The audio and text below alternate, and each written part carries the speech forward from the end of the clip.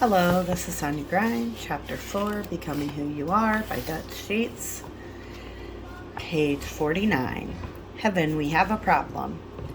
Mount Vesuvius erupts in AD 79, burying an entire city of Pompeii, Italy, and its residents in volcanic ash. In the 14th century, the Black Death pandemic spreads throughout Europe, Asia, and Middle East, killing more than 20 million people. The Irish potato famine, lasting from 1845 to 1849, leads to as many as 1 million deaths. The Spanish flu of 1914, considered history's deadliest epidemic, causes anywhere from 50 to 100 million fatalities worldwide in 1 year. An earthquake 8.2 on the Richter scale hits Tangshan, China in 1976. The death toll is estimated to be around 500,000. As millions watch around the globe, the 1986 Space Shuttle Challenger explodes shortly after liftoff and claims the lives of 7 crew members. On September 11, 2001, terrorist hijacking of 4 passenger jets leads to almost 3,000 deaths at the World Trade Center, the Pentagon, and in Somerset County, Pennsylvania. In 2004, a series of Indian Ocean tsunamis originating from one of the most severe earthquakes ever recorded kills almost 200,000. Had enough? This brief list only scratches the surface of the planet's greatest natural and man-made disasters. It's heart-wrenching to imagine what the victims and their families endured. Yet all these catastrophes combined still don't measure up to the ruin brought upon this earth as a result of one man's wrong choice. In fact, his blunder caused it all. Every murder, death, rape, pain, disease, you fill in the blank, they all flow from Adam's rebellion. He botched it big time. It's nearly impossible to state in human terms the fullness of the catastrophe that transpired. Though Eve played a major role in the fall, God's attributes primary responsibility to Adam, so I refer mainly to him in this discussion. God had created a perfect being that had his own life and breath, his own logic, and his own knowledge. But that wasn't enough for Adam. The only standard God established: from the tree of the knowledge of good and evil you shall not eat, Genesis 2:17. Adam chose to disregard and defy. Though I don't think it's possible to fully describe the catastrophe of the fall, I'll attempt to at least a partial description of what occurred. I want to warn you in advance that it isn't pretty. We'll begin with the big picture, and then we'll get more detailed through the remainder of the chapter. Keep in mind that what happened to Adam was passed down to all of us. If by the transgression of the one, death reigned through the one, then as through the transgression there resulted condemnation to all men, as through one man's obedience the many were made sinners. Romans 5:17 through 19. Adam is now disconnected from his life source. He will look within himself for life's origin and meaning. Purpose will no longer be found in his creator. He'll seek it on his own, eventually even denying the existence of a creator. Adam has exalted himself above God. Pride, the pleasing and preserving of self, will now be his ultimate driving force. Adam's desires and appetites have lost their governor. Their legitimate hungers will no longer have God-given parameters. He'll explore and experiment, all in the name of freedom, and when he tastes of life outside the boundaries of legitimacy, his wanderlust will only increase. Constraint has been lost.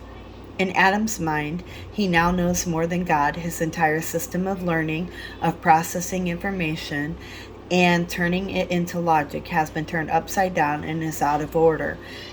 He'll now do these things from within with his own cognitive abilities based on trial and error and human reasoning. Everything will be based on information, what he can discover, not revelation, what God can reveal. It will flow from his natural world, not the spiritual realm. Logic will be human-born, human-centered, humanistic. Since he's on a quest for knowledge and wisdom, since these will always be progressing and unfolding, Adam will claim there is no absolute truth. All is relative and constantly changing. He'll refuse to accept a standard and will move the bar to fit the situation or the day in which he lives. He'll make his own laws, and since to him truth is now relative, he'll be able to justify everything and anything. Page 52. Adam is now a person controlled by the psyche, the soul, what Scripture calls a psychikos, a natural man operating from the soul. He is no longer a pneumatikos, a spirit-controlled and spirit-led person. He relates primarily to the natural realm. He will struggle with faith and with hearing God's voice. In short, if he can't see it, feel it, naturally prove it, and so forth, he'll have difficulty believing in or relating to it.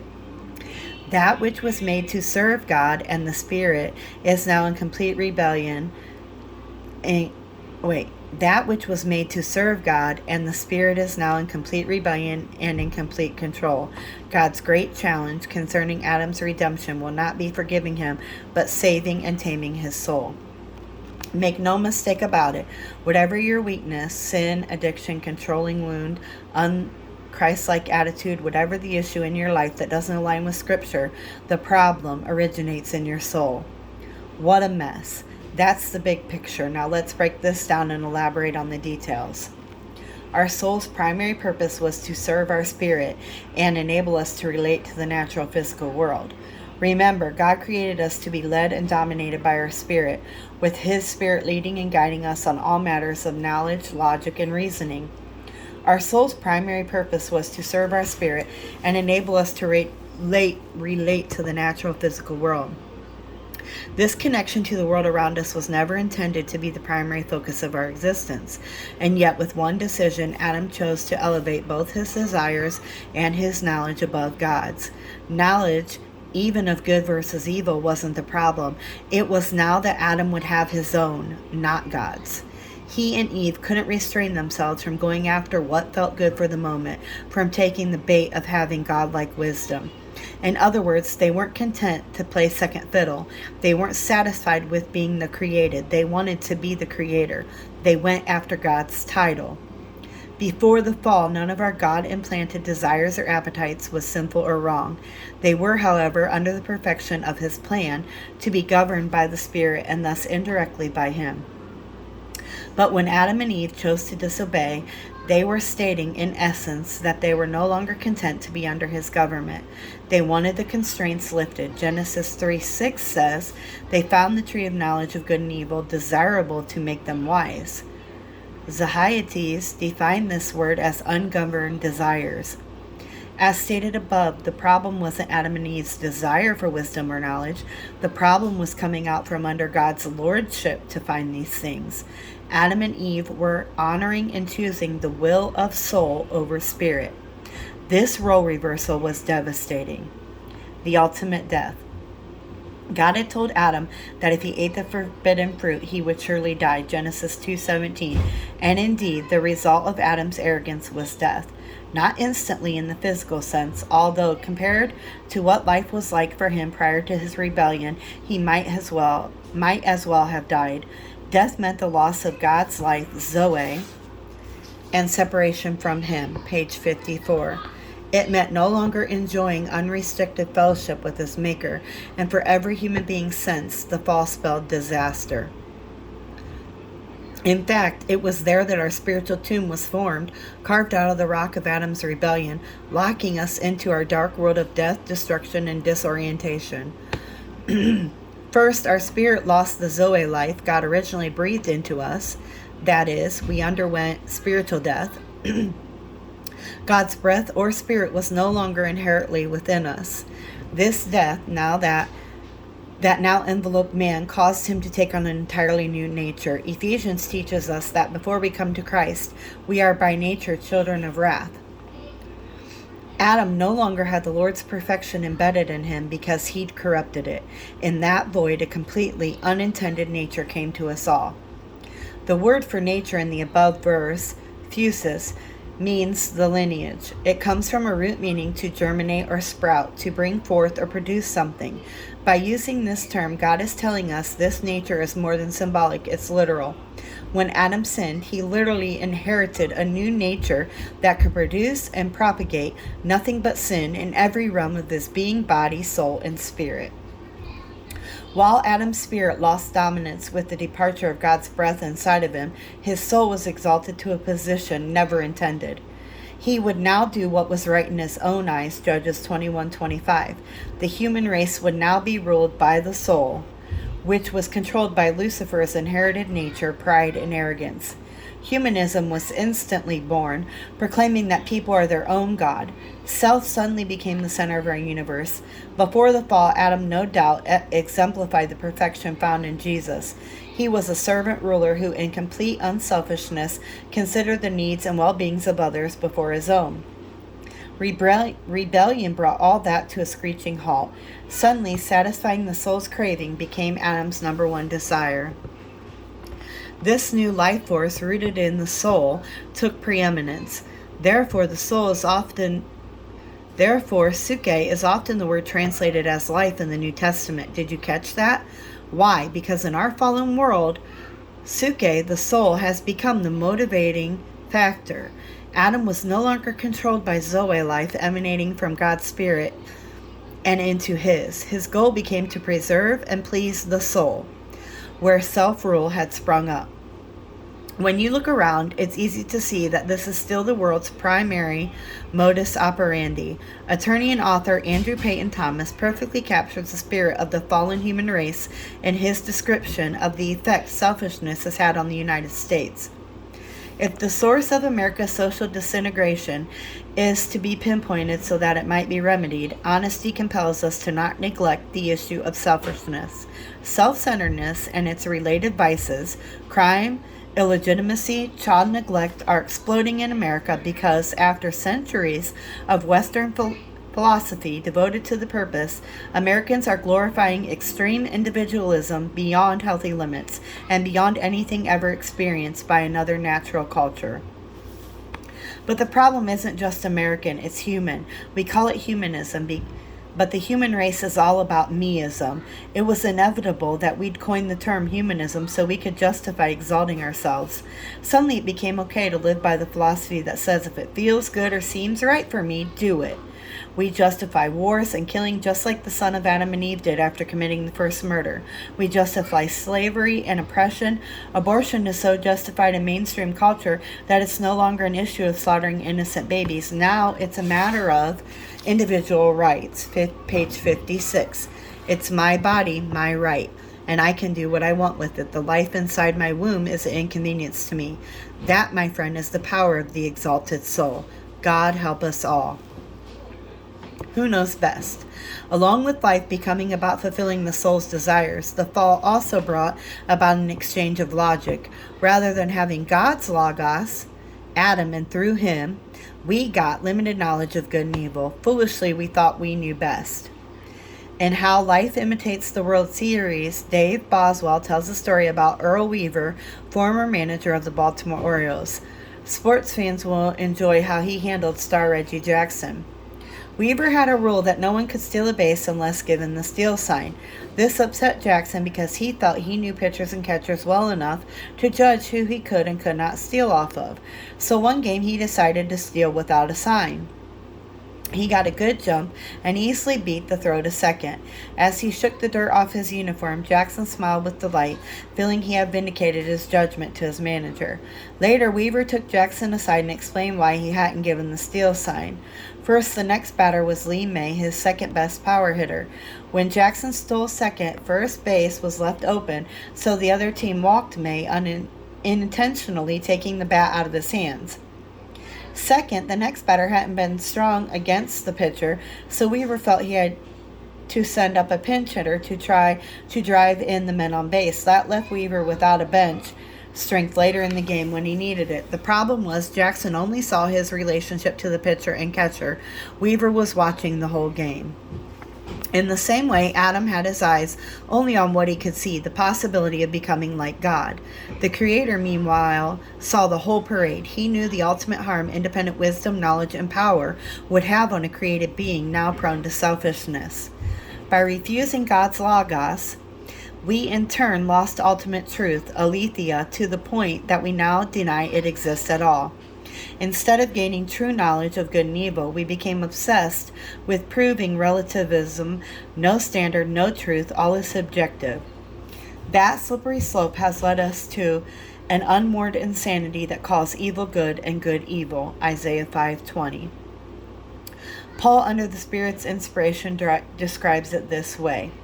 They exchanged the truth of God for a lie and worshiped and served the creature rather than the Creator, who is blessed forever.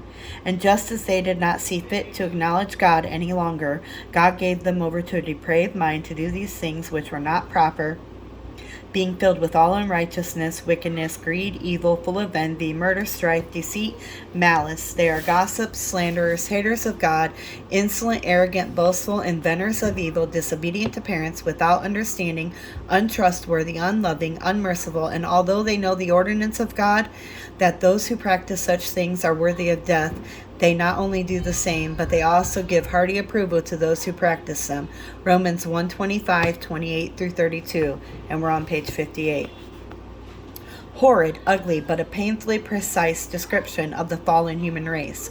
By elevating his soul and declaring God's wisdom irrelevant or at best secondary, Adam went from being a spiritual man to a soulish or natural man. His knowledge became limited to the natural world around him, and he became unable to discern spiritually.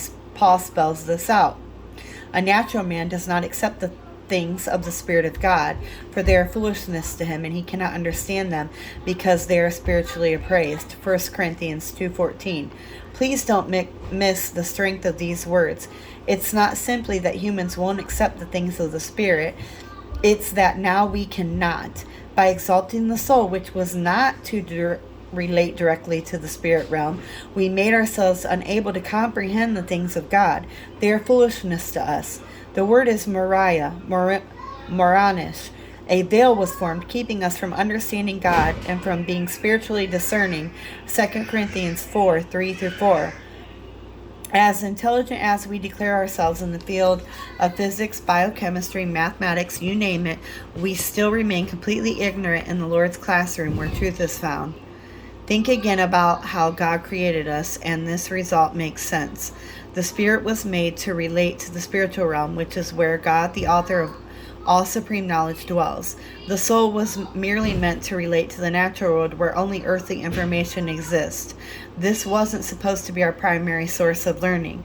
Yes, the soul stored and processed information from the Spirit, but when we declared the soul our teacher, we forfeited understanding in the higher realm and chose to remain in the remedial class. James gives a crystal clear contrast of devolved and divine wisdom. If you have bitter jealousy, selfish ambition in your heart, do not be arrogant and so lie against the truth. This wisdom is not that which comes down from above, but is earthly, natural, and demonic. For where jealousy and selfish ambition exist, there is disorder and every evil thing. But the wisdom from above is first pure, then peaceable, gentle, reasonable, full of mercy and good fruits, unwavering, without hypocrisy. And the seed where fruit is righteousness is sown in peace by those who make peace. James 3:14-18. James points to many elements our natural, carnal minds wouldn't necessarily associate with wisdom.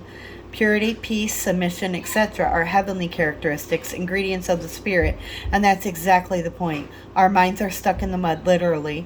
The wisdom we choose to follow in place of God's Logos is bound to this earth. James even says that because it's earthly and natural, it's demonic.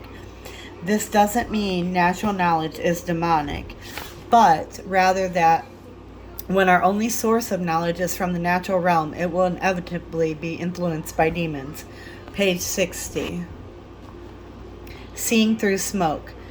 Man used to have God's Logos, now he has soul logic. Paul describes this state of being led by our natural earthly minds as a case of our being veiled and blinded. Even if our gospel is veiled, it is veiled to those who are perishing, in whose case the God of this world has blinded the minds of the unbelieving, so that they might not see the light of the gospel, the glory of Christ, who is the image of God. 2 Corinthians 4:3-4.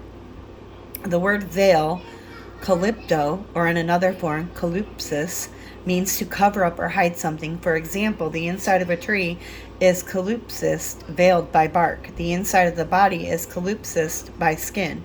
Anytime you wrap something so that it can't be seen, you have kalypsis. Paul uses this word in the most literal sense. The soulish person, soul-led and motivated, now has a covering over his mind that prohibits him from understanding spiritual truth. A filter, if you will. With truth hidden from him, he cannot understand the gospel, the context of this verse, or spiritual matters in general. It's like trying to stare through a fog or see clearly through a smoke screen. Man will now need something supernatural, beyond natural, to see spiritual truth. He will need an unveiling, an apocalypsis, a revelation. Isn't it interesting that to create the word for revelation, the Greeks simply added the prefix apo to kalypsis, the word for veil or cover. The literal definition of revelation is simply to unveil or uncover. We would never have needed revelation, the lifting of the veil off of our souls, if the fall had not occurred. We'll later look much more at the need for and process of revelation. Have you ever tried witnessing to a non-believer and failed miserably? I remember my first experience with this. I'd spent hours with a guy I'll call Scott. He wasn't a close friend, but I'd known him for several years and knew his story fairly well. In sharing the gospel with him, I'd gone the personal route, testifying to how Jesus changed my life. I'd attempted the logical route, explaining the eternal options we had, and I'd even gone the apologetics route, defending why Christians believe what we do and how we have proof to verify our beliefs. I was certain he would jump at the chance to believe, especially since he'd seen the radical change God had brought in me. But when I asked if he wanted to accept Jesus as Lord and Savior, Scott simply replied, "Nope." I asked why, and he replied with the same nonchalance, "I just don't see any reason why I should." We continued to talk for another half hour or so, but it became clear to me that this was an epic showdown between spirit and soul. One replayed every time an unbeliever is faced with the truth of the gospel. His soul won. Scott didn't say no because he wanted to reject God, but because he couldn't truthfully hear the message of my words. Why?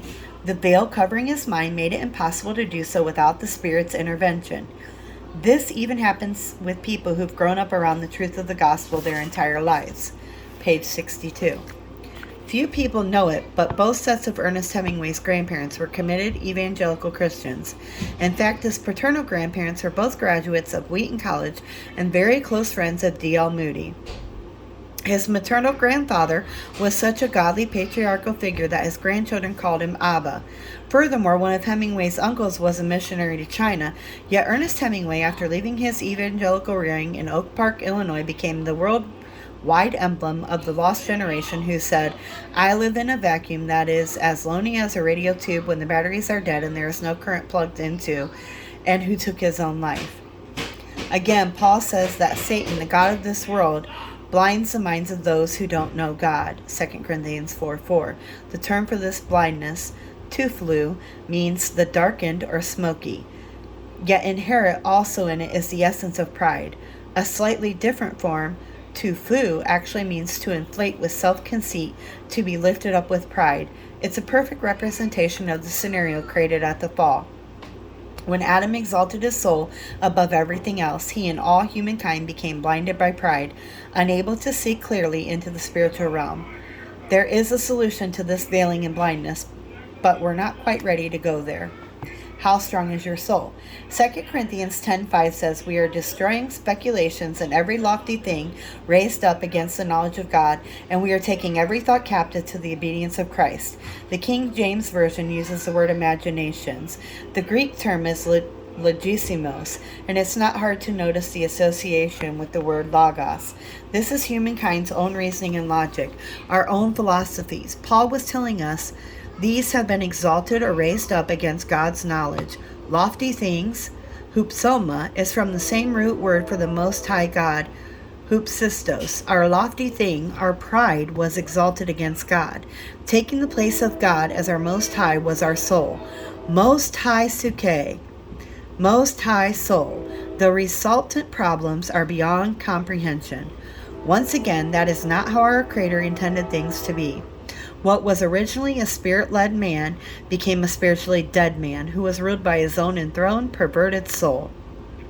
He has become a natural man, far removed from the condition through which he was supposed to relate to God. He lost life in his spirit and truth in his soul. Ironic, isn't it? The very thing meant to be the servant of the Spirit now controlled Adam's entire being and placed him in direct rebellion to the Lord. This is the first of a two-part problem in Exalted Soul. The second facet of our dilemma, explained in the next chapter, involves the fallen soul's newfound susceptibility to strongholds. And as we'll soon discover, it's where we encounter and hopefully overcome some of life's more gripping issues.